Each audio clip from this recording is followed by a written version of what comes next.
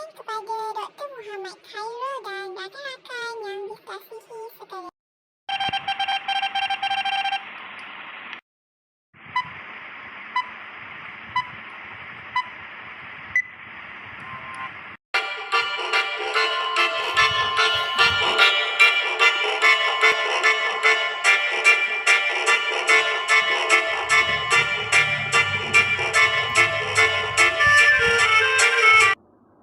Berikut merupakan tajuk pembentangan kami pada hari ini, iaitu adakah benar bahawa kedudukan yang strategik merupakan faktor utama yang menyumbang kepada kemunculan Melaka sebagai pusat perdagangan terkemuka pada abad ke-15 dan awal abad ke-16.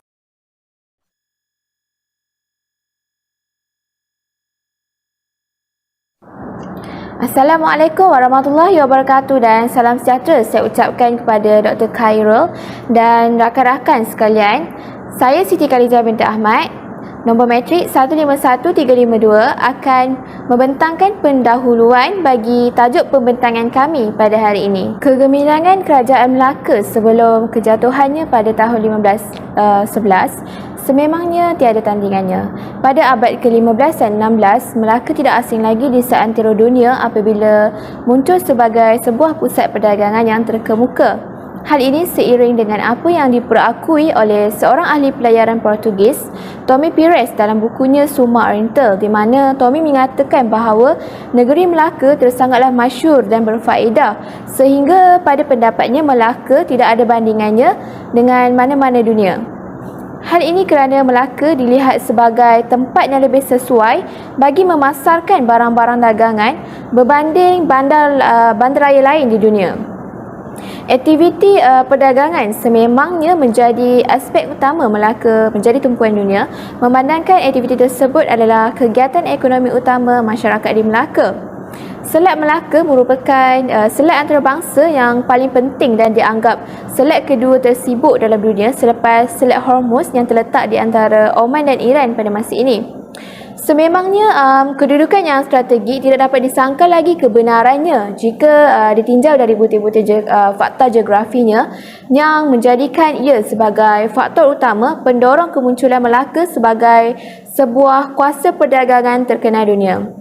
Namun begitu, terdapat juga faktor sampingan lain yang turut penting dalam memberi sumbangan menjadikan Melaka sebuah pusat perdagangan terkemuka seperti peranan orang laut, kemudahan pelabuhan dan kewibawaan pemimpin-pemimpin Melaka itu sendiri. Sekian daripada saya serahkan kepada pembentang yang seterusnya. Assalamualaikum warahmatullahi wabarakatuh. Saya Nuna Syirah binti Rafi'i, nombor matrik 151549 akan membentangkan faktor utama yang menjadikan Melaka sebagai pusat perdagangan yang termuka pada abad ke-15 dan awal abad ke-16, iaitu kedudukan yang strategik. Baiklah, yang pertama, kedudukan Melaka yang strategik telah menyebabkan ia dapat mengawal dan menguasai aktiviti perdagangan di Selat Melaka. Ini sekaligus menyumbang kepada kemunculan Melaka sebagai pusat perdagangan yang terkemuka pada abad ke-15 dan awal abad ke-16. Menurut andaian dan andaian dalam sejarah Malaysia, kedudukan Melaka ini sangat strategik kerana ia terletak di sepanjang jalan perdagangan antara timur dan barat. Kedudukan ini telah menjadikan Melaka sebagai penyambung pasaran antara benua India dan benua China. Oleh sebab itu, Melaka dianggap sebagai pusat pertembungan antara saudagar-saudagar yang datang dari timur dan barat seperti negara India, China, Timur Tengah, Asia Tenggara dan Kepulauan Melayu itu sendiri. Bentuk muka bumi yang berbukit bukal yang sesuai untuk dijadikan petunjuk kepada pedagang. Memang tidak dapat dinafikan bahawa Pelabuhan Melaka berperanan sebagai pusat entrepot yang menjadi tumpuan para pedagang dari timur dan barat. Yang seterusnya, Pelabuhan Melaka juga terlindung daripada tiupan angin monsun, iaitu angin monsun barat daya dan angin monsun timur laut. Angin monsun ini tidak mengganggu kegiatan perdagangan kerana muara sungai telah terlindung daripada tiupan angin. Perlindungan ini juga telah membolehkan kapal-kapal yang berdagang ke Melaka dapat berlabuh dengan selamat. pertembungan antara dua angin monsun iaitu angin monsun barat daya dan angin monsun timur laut ini telah melancarkan lagi pelayaran para saudagar yang datang ke Melaka. Bahkan, pelabuhan Melaka juga terlindung daripada tiupan angin yang kencang dari lautan luas.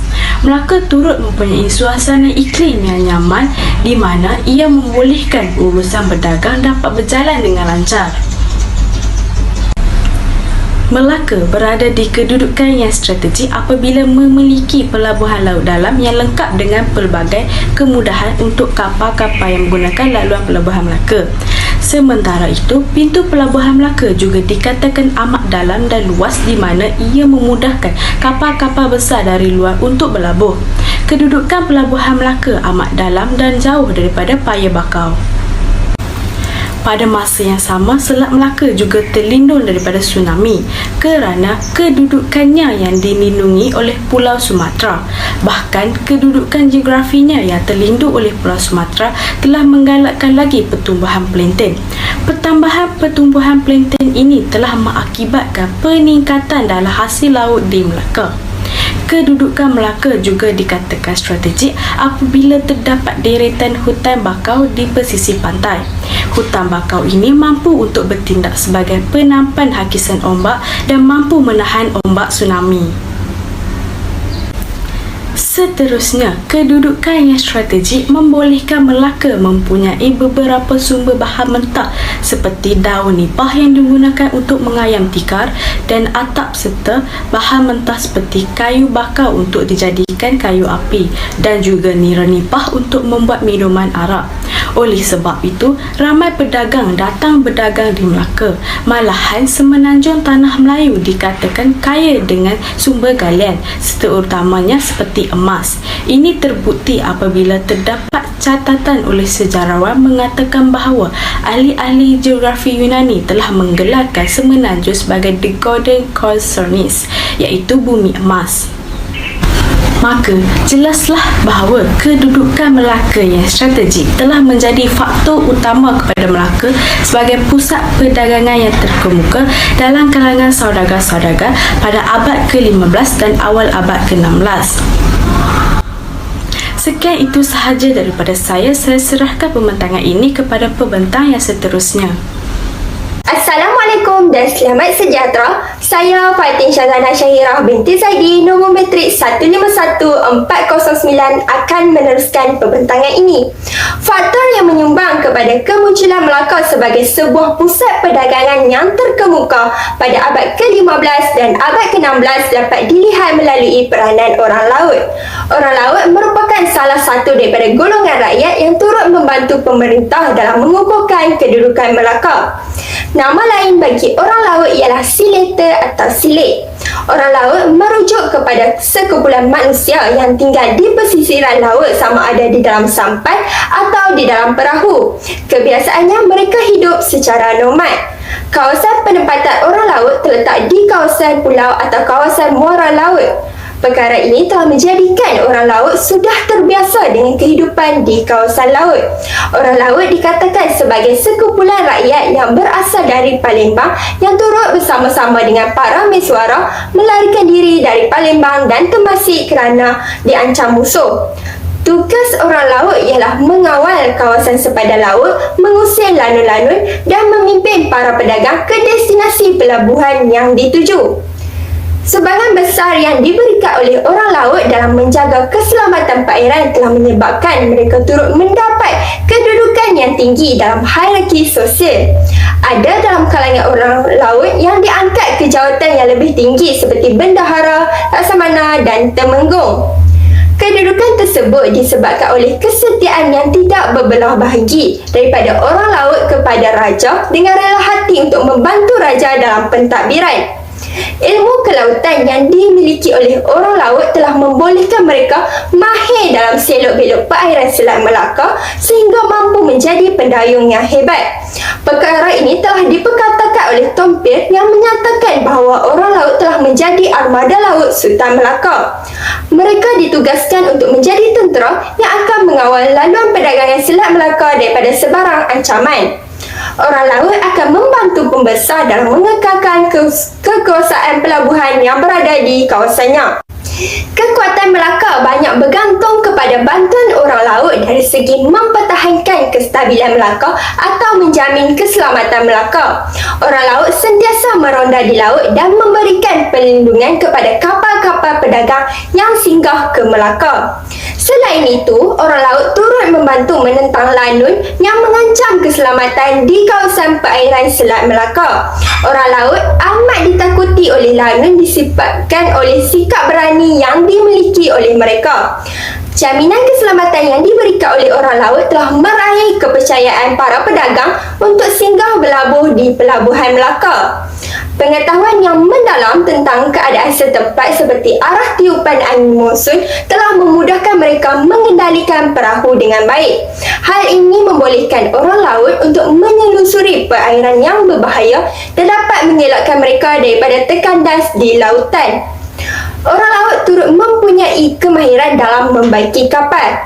Kebiasaannya kapal perdagang yang rosak akan dibaiki oleh orang laut di pelabuhan. Sementara menunggu kapal mereka siap dibaiki, mereka akan singgah berlabuh di Pelabuhan Melaka terlebih dahulu.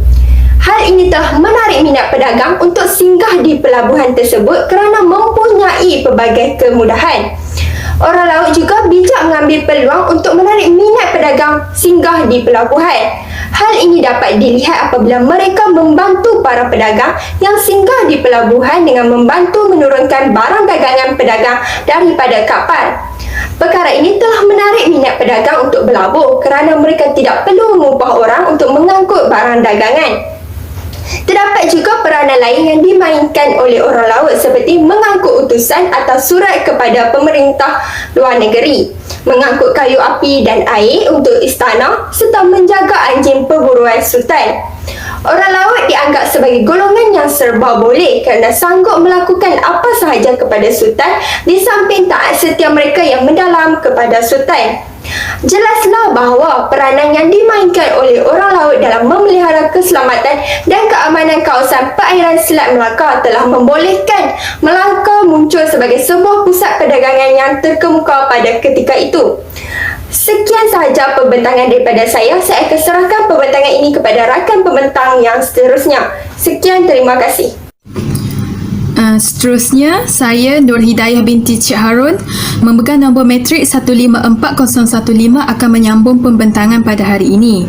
Selain faktor kedudukan yang strategik, terdapat faktor lain yang menyumbang kepada kemunculan Melaka sebagai pusat perdagangan terkemuka pada abad ke-15 dan awal abad ke-16, iaitu kemudahan pelabuhan. Melaka berperanan sebagai pelabuhan entrepot yang menjadi tumpuan pedagang dari barat dan timur. Pelabuhan entrepot bermaksud pusat pengumpulan dan pengedaran barang dagangan. Pelabuhan Melaka menjadi pusat pengumpulan barang dagangan dari Kepulauan Melayu dan pusat pengedaran dari barat dan timur ke Kepulauan Melayu. Pelabuhan Melaka juga terletak di kawasan yang mempunyai hasil dagangan yang penting, iaitu rempah ratus yang sangat diperlukan oleh saudagar dari timur dan barat. Jadi ini telah menggalakkan kedatangan mereka untuk mengunjungi Pelabuhan Melaka. Pelabuhan Melaka juga terlindung daripada tiupan angin monsun barat daya dan timur laut. Jadi ini membolehkan kapal dagang berlabuh dengan selamat.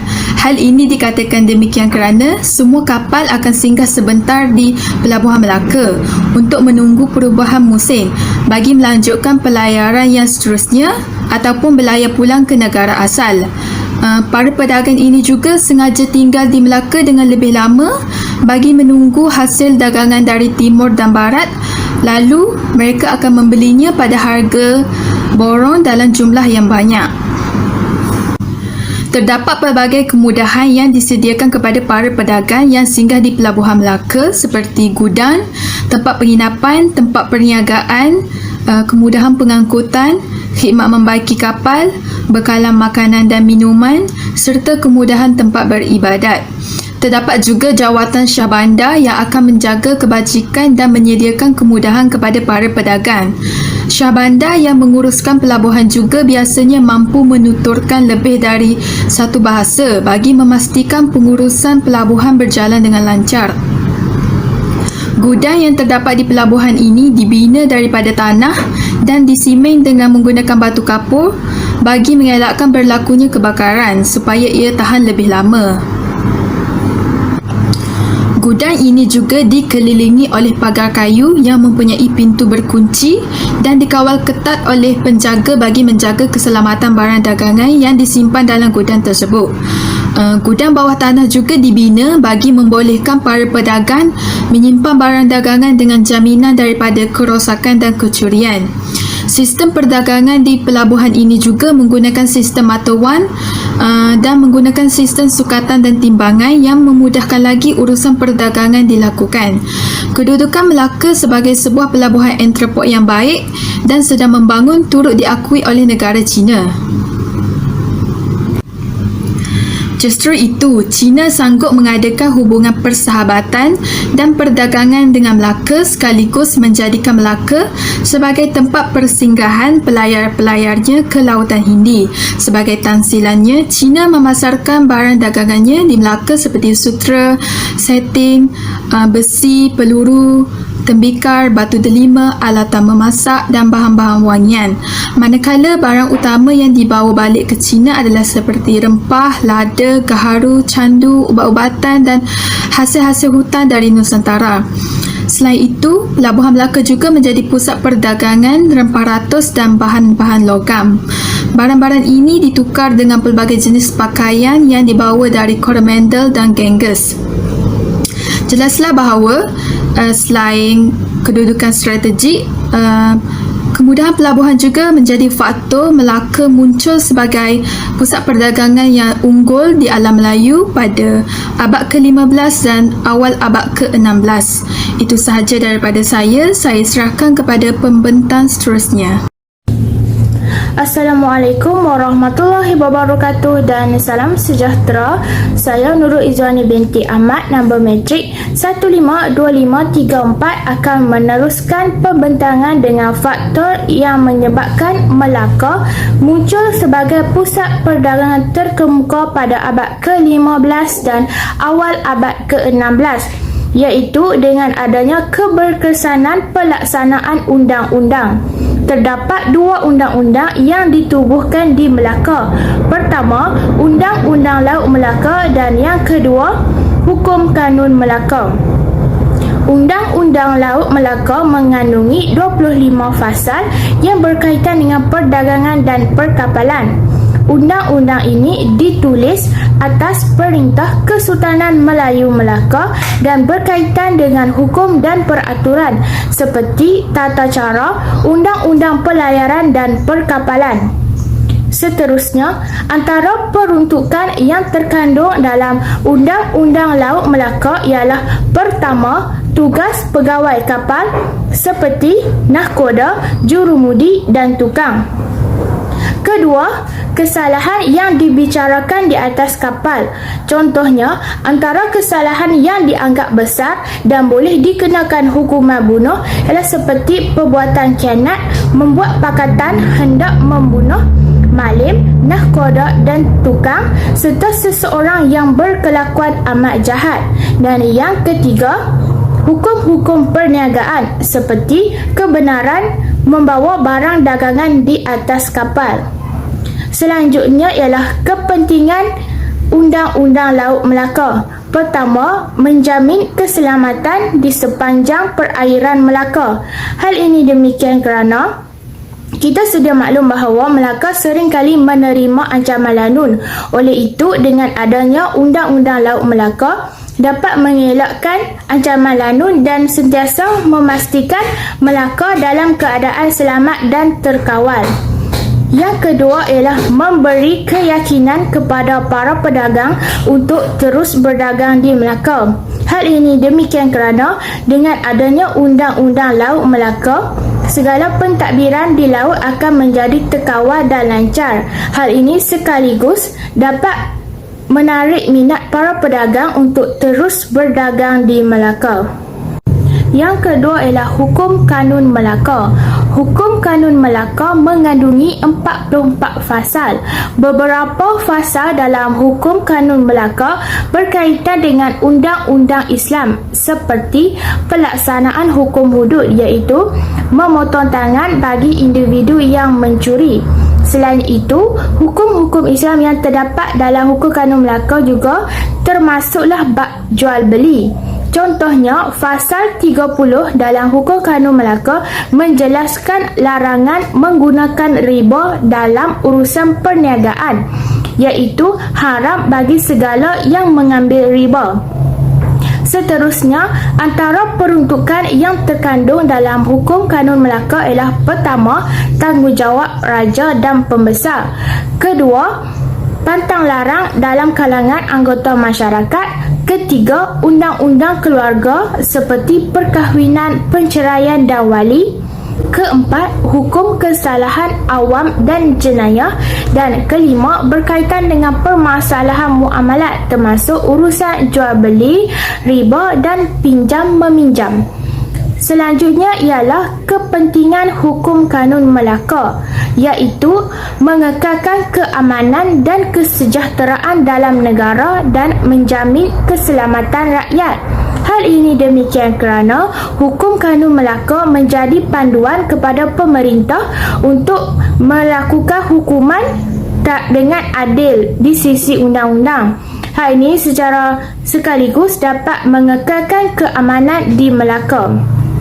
Kesimpulannya, berdasarkan keberkesanan pelaksanaan undang-undang di Melaka, iaitu Undang-Undang Laut Melaka dan Hukum Kanun Melaka, menjadi faktor yang menyebabkan Melaka muncul sebagai pusat perdagangan terkemuka abad ke-15 dan awal abad ke-16, menjadikan Melaka sebuah kerajaan yang teratur dan lengkap dari segi undang-undang. Sekian daripada saya, terima kasih. Berdasarkan hasil pembentangan kami pada hari ini, dapatlah dirumuskan bahawa kedudukan strategik Selat Melaka dianggap sebagai pemangkin utama perkembangan aktiviti perdagangan di Nusantara pada abad ke-15 dan 16. Selat Melaka menjadi perairan penting dari timur sehingga ke barat. Lokasinya yang terlindung daripada tiupan angin antara Pulau Sumatera dan Semenanjung Tanah Melayu menjadi batu loncatan untuknya muncul sebagai pusat perdagangan terkemuka berbanding wilayah-wilayah lain yang menghadap Laut Cina Selatan. Kewujudan permintaan terhadap pelbagai jenis barang dagangan juga menjadikan ia berkembang dan tumbuh sebagai pusat perdagangan utama. Kemudahan pelabuhan yang lengkap di samping kemahiran berkualiti yang dimiliki orang selat atau orang laut menjadikan ia sebagai daya penarik untuk para pedagang singgah di Melaka. Kecekapan dan kewibawaan pemimpin-pemimpin Melaka dalam memainkan peranan mereka membantu melicinkan urusan pentadbiran di samping adanya Undang-Undang Laut Melaka sebagai nadi kawalan dan garis panduan bagi kesalahan yang membabitkan pelayaran di laut. Oleh itu, kegemilangan Kesultanan Melayu Melaka sebagai sebuah kota kosmopolitan pada masa itu dipengaruhi oleh faktor-faktornya yang tersendiri, khususnya faktor kedudukannya yang strategik. Sehingga kemajuan pelabuhan dan perdagangannya diperakui sama ada dari pedagang dari dalam atau luar alam Melayu. Sekian sahaja pembentangan kami pada hari ini. Terima kasih.